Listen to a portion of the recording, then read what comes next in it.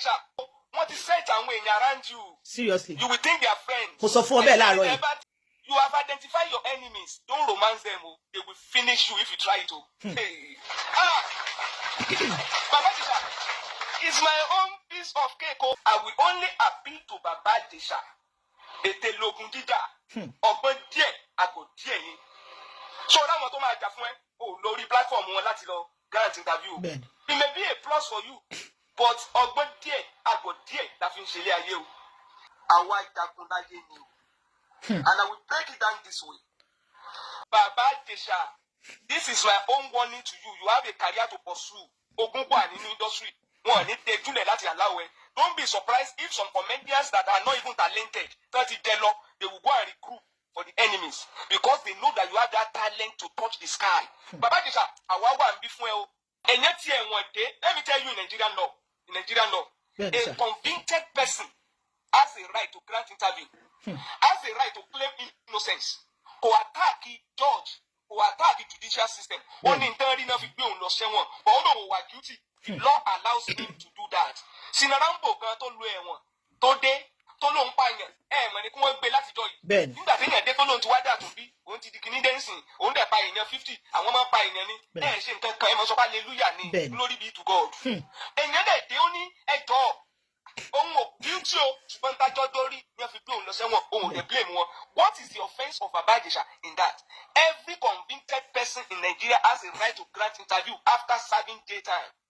And they have a right to claim innocence. The only thing is that one got to make it a very untrue and slanderous statement. Baba Ijesa, can anyone tell me any untrue and slanderous statement Baba Ijesa to make? Only Princess Wabao. Only to phone. Fake Princess show evidence that's up on Lupani. Let me also let people know that every Nigerian has a right to disagree intellectually with any judgment of court. You have a right to disagree. The only thing is that you cannot disobey. The only thing is that you cannot disobey the law. You can't ignore the judgment of the court. But you have a right to say, I don't agree with that judgment. Even a judgment of Supreme Court, you have a right to disagree and speak about it publicly and intellectually. So, that's what I'm innocent. You have a right, though the judgment is legally binding. It's legally binding on you. But you still have a right to speak. Baba Ijesa is a private citizen after to decide to get away. Baba Ijesa has all rights that every Nigerian has. He has a right to express himself on every matter.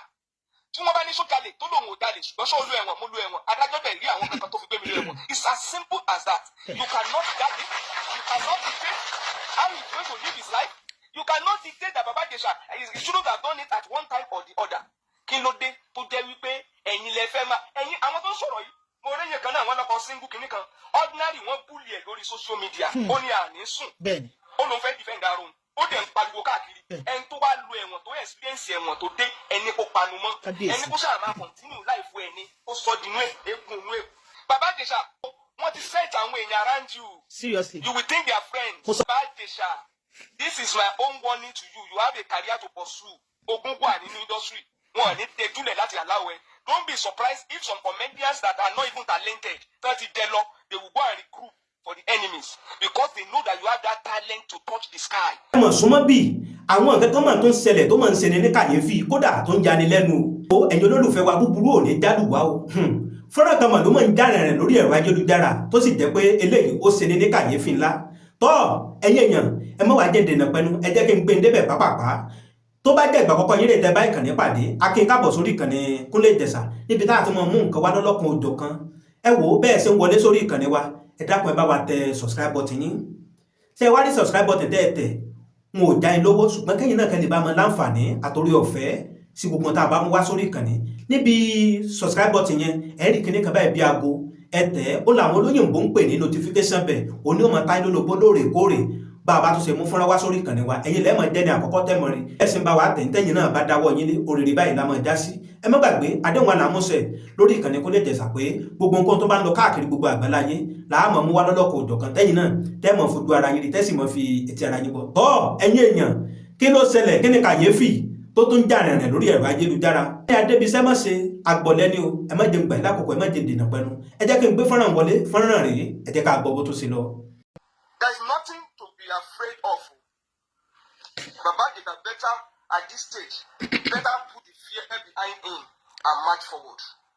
Ìjọ tí Baba Igbese ti jáde, these hypocrites don't pariwo wípé Baba Igbese should start his life again. Baba Igbese should continue living his life. Should continue with his career. Ẹjọ́ ẹni tó kúrò lẹ́wọ̀n tó dé, báwo ló ṣe start life? Ọbásanjọ́ lu ẹ̀wọ̀n ó dé o. Experience ẹ̀ ló fi restart life ẹ̀ o. Díyà lu ẹ̀wọ̀n ó dé o. Experience ló fi restart life ẹ̀ o. Gbogbo àwọn tó tó lórí wa lẹ́nu gan jẹ́ yàn ọ̀tọ̀kùlú Nàìjíríà lẹ́nu tí wọ́n ti lo ẹ̀wọ̀n rí nínú fi restart life wọn. Experience. Their experience, they leverage on their experience to restart their life. Ìgbà tí Baba Igbese àtẹ̀dẹ̀ ni ó restart life ẹ̀. Ẹ̀dọ́ ẹni tó bá wà honest nínú interview tí Baba Igbese grant. Kí ni Baba Igbese sọ tó lè fa ẹkún lẹ́nu anybody? The man is just leveraging on his jail experience. Ó dẹ̀ sọ fún pé I'm a transformed person. Ó tún ṣàdúrà fáwọn tí wọ́n ṣe aburú fún un. And he's using that as a foundation for his own personal growth. Lábẹ̀ ti pursue career ẹ̀. Ẹ̀jọ̀, what is wrong with that? Mo lè máa break tí Baba Igbese sọ tó dẹ̀ fi èpè lé. Ẹ tó bá mọ̀ pé òun disagree with Baba Igbese, kóun náà ṣépè kó tó bọ́ síta. Bàjọ́ Igbese sọ pé òun ò fi kọ́kọ́rọ́ jábàálẹ̀ ọmọ. Ẹ tó bá mọ̀ pé rán ni Baba Igbese sọ kóun náà jáde síta kó pé rẹ̀ ṣépè kó bọ́ mẹ́ ṣépè. Ìgbà yẹn la máa tó bá wọn bọ́. Bàbá Igbese ní wípé lọ́ọ̀yà kan tiẹ̀ wà tó ń lò tó ń fún ní evidence kan lára àwọn tó lu òun pé all of a sudden ìyẹn náà bá tún lòun delete evidence ẹni tó bá mọ̀ pé irọ́ ló pa ó jáde kó sọ. Bàbá Igbese ní wọ́n plan introduction pẹ̀lú òun wọ́n tiẹ̀ ń sọ̀rọ̀ wípé àtọ́jọ́ bá àwọn ti fẹ́ fẹ́ra àwọn ti fẹ́ ṣèyàwó òun ò dẹ̀ ní anything like that in mind kò sínú plan àwọn ẹni tó bá mọ̀ pé irọ́ ni Bàbá Igbese sọ ó jáde ó pé rẹ̀ ṣe pé. Bàbá Igbese láwọn ìdí àsìkò àwọn náà ti ẹ̀kọ́ ọmọ wọn wá sọ́dọ̀ òun bá wọn dúró. Bàbá Igbese àsìkò yẹ kó máa sọ wípé whether it's true or not ó mọ ìpèsè ó mọ bó ṣe máa ń ṣe pé ó mọ bó ṣe máa ń gbé kinní sórí kò bá gbọ́ta ni pé tó bá jẹ́ pé kinní yẹn ṣẹlẹ̀ rí kó gbé ṣépè kó lè sọ gbogbo wa rí ṣe rí level that way there is something about Nigeria. Truth òtítọ́ is the conscience of a good nation. No fi sọ pé truth, justice and revival for national conscience. Kí ló dé tó jẹ́ wípé èyí ti fún ọbẹ̀ láàárọ̀ yìí. ẹ bá ti rẹ̀ já ọlọ́run iwájú omi yín ká tó bá ti rẹ̀ já má dòdò rú rárá tó bá ti rẹ̀ já má dòdò rú rárá o. À ń wo ẹja báyìí ní odò. Bàbá Igbese wọ́n tún fẹ́ máa da odò rú. You better hit the nail on the head and stay on anything that you are saying till you will get your integrity back. Don't let anyone allow you to hit your words. Ẹn tó ẹ bá jọ lájọṣepọ̀ rí ẹjọ́ ní ni. Ẹn tó kọ́ ọmọ sí ọlọ́dọ̀ yóò kó sí ọlọ́dọ̀ ni. If anybody come to you and say, why do you do that? I did it, that is my truth. Anybody can go to hell. Tí Bàbá Igbese máa ti sọ pé eléyìí tí mo sọnù dàbí ìyẹn mo ṣe mistake ń bẹ̀. Ìdẹ̀sọ́mọ́ ìjọba bú ìjọba gbàdájọ́. Ṣùgbọ́n gbogbo wa we are private citizen. Anybody tó bá fẹ́ gbẹ̀gún ẹ fún lẹ́gbẹ̀ẹ́ padà ni. Bá a ṣe máa dán lórí ayé wa nìyẹn. But we are not saying you should come and grant interview on our platform o. But tógun bá dé tá a bá rí ẹ tó dúró tán à dúró. Tá a bá rí pé ó yẹsẹ̀ gẹ̀rẹ̀ à máa wòran ni o. Thank you all. Do you remember that church pastor in Nigeria in the East that time? Tó ló ń bá àwọn ọmọ ẹ̀ sùn. Tó dẹ̀ lọ sínú church, ó tún marry, tó dẹ̀ ń preach lórí pulpit. What did Nigeria populace say about that man? Tó ń bá àwọn ọmọ bíbí inú ẹ̀sùn táwọn ọmọ yẹn dẹ̀ confirm pé bàbá ọmọ ń bá ọmọ sùn. What did Nigeria populace did that time? Now ó di Bàbá Igbese nísìn torí pé Bàbá Igbese ṣẹ̀ ó ti lọ ẹ̀wọ̀n ó ti dé kò gbọdọ̀ marry mọ́. Why did Nigeria kept silence because of that pastor? Because he went to the police station, they interviewed him, they released him. Because he has money. Nigeria didn't say anything. Now, Odoro Baba Igbese, ariwo bẹ̀rẹ̀. Mi sọ pé kan tí Baba Igbese ṣe dá, but he have his contact. Màá sọ fún tí any office bá kọ any letter sí ní Lagos State, kó sùn wọn kó take wọn fún court. A kò oríire tí Baba Igbese o. Tẹ́ bá rí bínú mi ṣe ń dùn, ẹ máa rò bí àmú Baba Igbese rí ni, ẹ máa rò bí àmú mọ̀ orí àbí mo rí rí ni. Inú mi kàn ń dùn fún ni àti woman yẹn.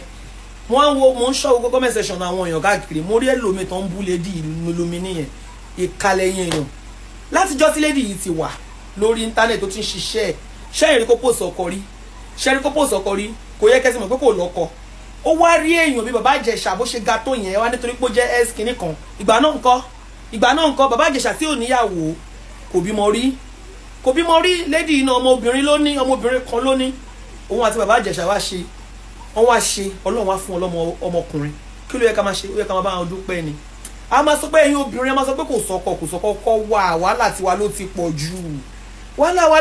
jù tẹ́lẹ̀ ń wá Mr. Right kiri ẹ máa rí Mr. Left ẹ̀ ní drag ẹ̀ bọ́ sí ọwọ́ right òun ni lady yẹn ṣe o mo dẹ̀ gbé fún mo respect ẹ̀ bàbá Ìjẹ̀ṣà níṣẹ́ lọ́wọ́ ẹ gbàgbé bàbá Ìjẹ̀ṣà níṣẹ́ lọ́wọ́ náà ẹ máa sọ pé kò sọkùnrin nígbà tó yẹ pé ready made lẹ́lòmíì ń wá ẹ ń wá perfect láàrin èmi àti ṣe perfect ṣe máa tó perfect wà àti kékeré àtàgbà wọn àtolówó àti tí olówó ṣọkùnrin tó perfect wà kò ṣe pé máa manage ẹ ni ẹ manage kẹgbà kádàrá Ọlọ́run ọba mo gbà fún lady yẹn Ọlọ́run ọba inú mi dùn fún lady yẹn o ẹni tí ò lọ́kọ ń ṣiṣẹ́ olówó ẹ̀ lọ́wọ́ kò lọ́kọ Ọlọ́run á ṣe wọn àti bàbá Ìjẹ̀ṣà ẹ wo bàbá Ìjẹ̀ṣà gbogbo ayé ló ń celebrate wọn àwọn tó máa ń sọ negative yẹn wọn ò ní ọpọlọ wọn ò nórí ni ẹlòmíì náà tó sọ̀rọ̀ yóò lọ́kọ o ẹlòmíì kò lọ́kọ o ẹlòmíì kò tí ì bímọ nínú àwọn tó ń kọ kọ́mẹ́ǹtì burúkú yìí o ẹ wá rẹni tó Ọlọ́run ti kẹ́ wọn wọ́n ti lóyún wọ́n ti bímọ fúnra wọn bàbá Ìjẹ̀ṣà níyàwó Lumi ò lọ́kọ tún wájẹ́ fọ́ ẹ ká máa bá wọn dúpẹ́ mo bá wọn dúpẹ́ gbogbo ẹ̀yin obìnrin tẹ̀ sọ pé ẹ̀ ń wọkọ̀ ẹ jókòó síbẹ̀ kẹ́ máa wá right ẹ jókòó síbẹ̀ tẹ́ bá rí gbó sọ́kùnrin tó perfect èyí tẹ́ bá ti rí ẹ manage ẹ̀ kí ni nǹkan tó ń pè ládé orí yẹn ṣé bí ẹ tájọ́ wọn máa sọ̀rọ̀ ní ẹnì kejì tájọ́ wọn máa sọ̀rọ̀ ẹ̀yin lè máa mọ̀ wípé ẹ má expect too much àní kẹtì ní companion kẹjọ máa sọ̀rọ̀ kẹtì ní companion kẹjọ máa sọ̀rọ̀ kẹjọ máa dámọ̀ràn báwo mo fẹ́ ṣe lé kẹjáde kẹrẹ́yàn pè yín pé níbo ló wà lẹ́yìn yẹn kò sí nǹkan kan lẹ́yìn yẹn ẹlòmíràn ní lọ́kì àwọn obìnrin mi ní lọ́kì wọ́n fẹ́ ọkọ àṣe heaven and earth wọn orí tí wọ́n ní nǹkan tó mú wálé ayé wọn ni orí wọn tó gbé kádàrá wọn tó gbé wá sílé ayé ni ẹ má bàa sọ pé kinní kan bàbá Ìjẹ̀ṣà àti Lumi mo gbé fún wọn try ewu gba ayé bóyá celebrate wọn tún wá ṣe Ọlọ́run ọba yìí ọba yálà Ọlọ́run ọba yìí ọba oní ṣe understand nǹkan tí mo fẹ́ sọ ẹ wo bó ṣe wá múnú bàbá Ìjẹ̀ṣà dùn tí gbogbo ayé wá ń celebrate page ẹ̀ lánàá nígbà tí máa wò 6,000 kinní kan bí àwọn page ẹ̀ bí wọ́n ti jẹ́ 6,000 kinní kan ẹ lọ wo page ẹ̀ láàárọ̀ yìí follower ti yapa ó ti ga sókè ẹ̀yin jókòó síbi kan bú bàbá Ìjẹ̀ṣà torí kí ni bàbá Ìjẹ̀ṣà tó fine bẹ́yẹn tó wá ń sọ̀mọ́ ọmọkùnrin tó ga Lumi ó kú oríire mo kí ẹ kú oríire ẹ jókòó síbẹ̀ kẹ́ máa wá mi sọ. tọ́ ẹ̀yin èèyàn ẹ̀yin ọlọ́gbọ́n èèyàn ẹ̀yin amòye èèyàn tẹ́ ẹ jẹ́ olólùfẹ́ Kúnlé Ìjẹ̀ṣà àtẹ̀yin tó jẹ́ pé ìgbà àkọ́kọ́ yín rè ẹ jẹ́ ká máa gbọ́ èròǹgbà yín látàrí fọ́nrán tá a mú wá sí etí ìgbọ́ ẹ̀yin olólùfẹ́ wa yìí ẹ máa comment ẹ máa bá wa share rẹ̀ ẹ máa pín lógúnlógún ẹ máa pín lọ́gbọ̀nlọ́gbọ̀n ẹ jẹ́ kó kun nílé ẹ jẹ́ kó kàlejò ẹ pín sórí Facebook yín sórí WhatsApp yín sórí TikTok yín ẹ wò ibi táwa fi àdàgbà ètò ìsọlẹ̀ sílẹ̀ ẹ má gbàgbé pé àdéhùn wa náà là ń mọ̀ọ́sẹ̀ pé gbogbo nǹkan tó bá ń lọ káàkiri gbogbo àgbáláyé láàmú mú wá sórí ìkànnì Kúnlé Ìjẹ̀ṣà tẹ́yìn náà tẹ́mọ̀ fojú ara yín rí tẹ́sí mọ́ fi ẹtí ara yín gbọ́ ẹ má wàá gbàgbé ẹ tẹ subscribe button yín kẹ tẹ follow button yín kẹ lè má jàǹfààní lóòrèkóòrè lórí ìkànnì wa àdúrà wa sí gbogbo ẹ̀yin olólùfẹ́ Kúnlé Ìjẹ̀ṣà ni pé orí wa ò ní gbàbọ̀dé o ire báyìí lójú owó rí ire lójú ọ̀la rí ire lójú gbogbo wa ò mọ̀ rí o ìpàdé wa bí oyin ó dàbọ̀ ẹ ṣé tẹ́ ń bá wa wò fọ́nrán wa.